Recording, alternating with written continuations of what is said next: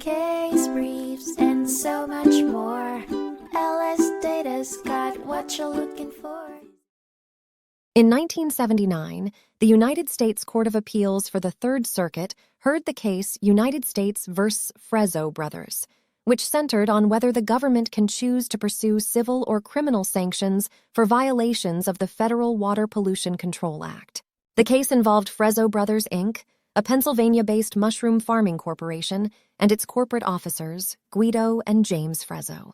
The corporation was fined $50,000 for illegally discharging pollutants into a U.S. navigable water without a permit, while the corporate officers received fines and jail sentences.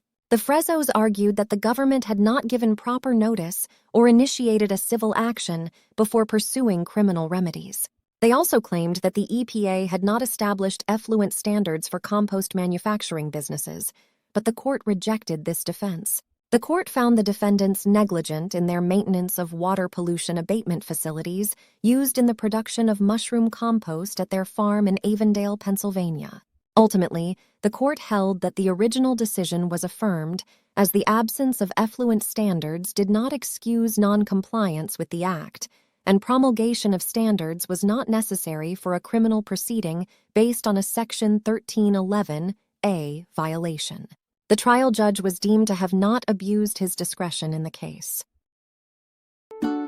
Case briefs, and so much more. LSData's got what you're looking for. Visit lsd.law, elevate your mind. Leave the stress of class